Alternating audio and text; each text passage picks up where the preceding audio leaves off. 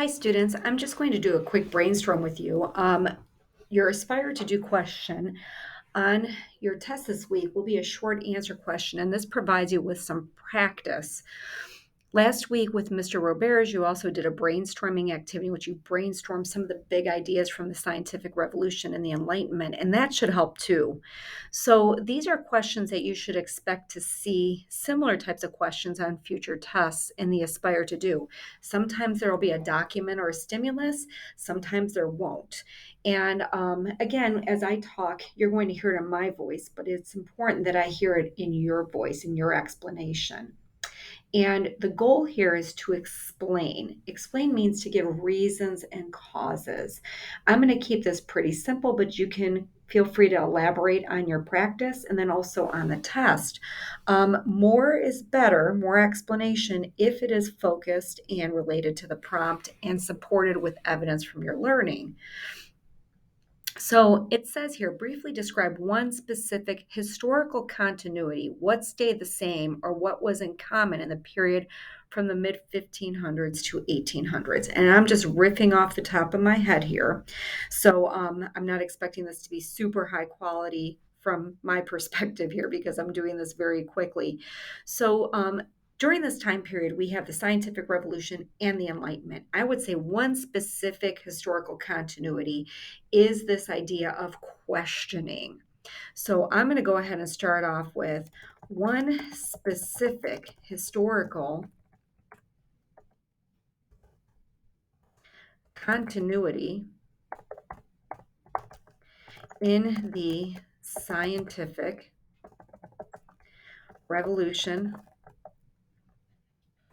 and the Enlightenment is the spirit of questioning long held beliefs. I'm spelling things right, huh? I'm going to go ahead and pause real quick and give myself a second. Okay, so in the scientific revolution, oops, I'm typing and nothing's happening. In the scientific revolution, scholars questioned long-standing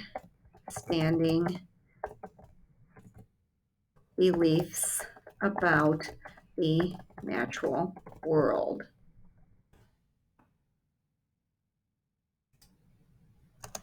One such, keep doing this, one such belief that was questioned by Galileo was the geocentric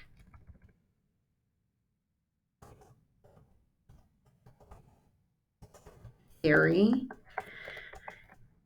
which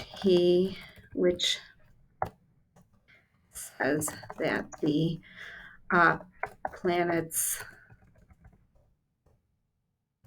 that the Earth is the center of the universe.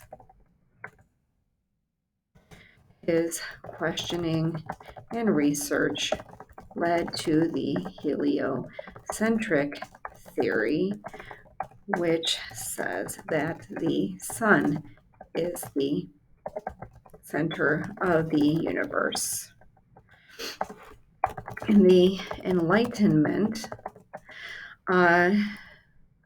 people, particularly the French middle class or the bourgeoisie, questioned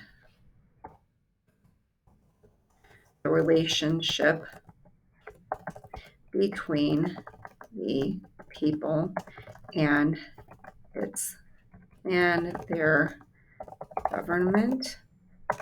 John Locke proposed the social contract, which states that people give up a certain amount of freedom for protection from their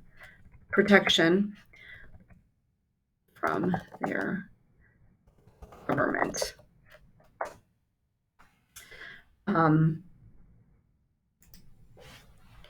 His writings, oops, I keep doing that. His writings inspired the colonists to question the King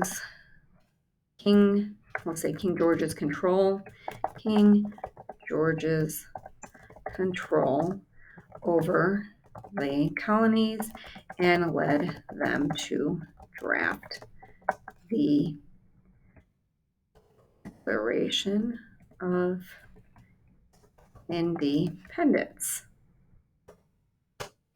So, in conclusion, questioning long-standing beliefs was a continuity in this era, period. Okay, so that is just one example. You can go so many ways and give different examples, but as you can see, I pick one thing, questioning, that was consistent throughout the period of the scientific revolution and enlightenment.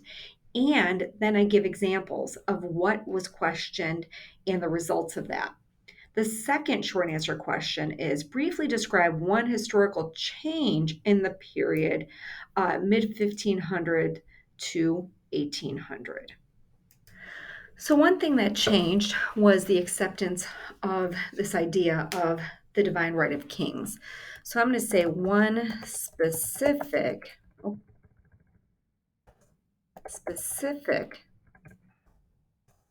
historical change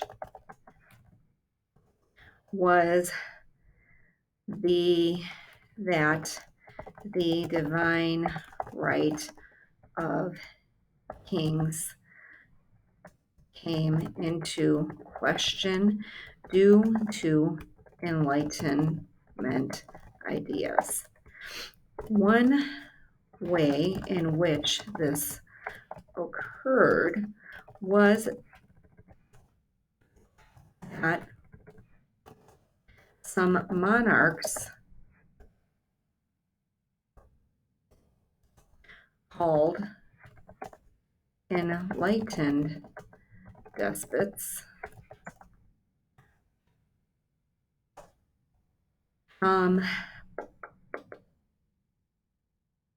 began to rule with some flexibility, not absolutely,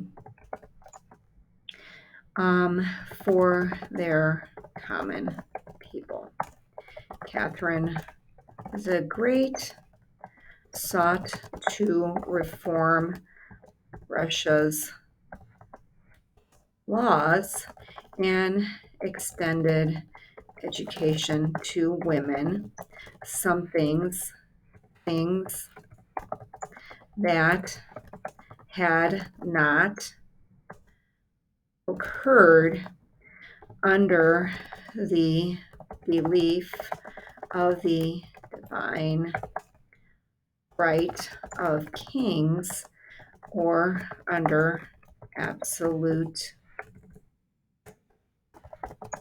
monarchy.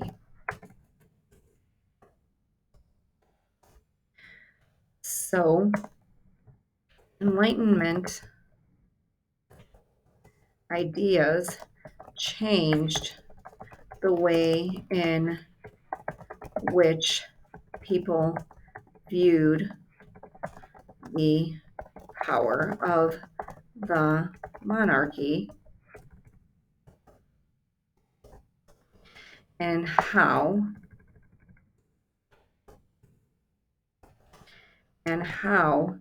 some monarchs embraced the Enlightenment. And again, I am just sitting here. It's late on Sunday night, and I'm just putting down some ideas.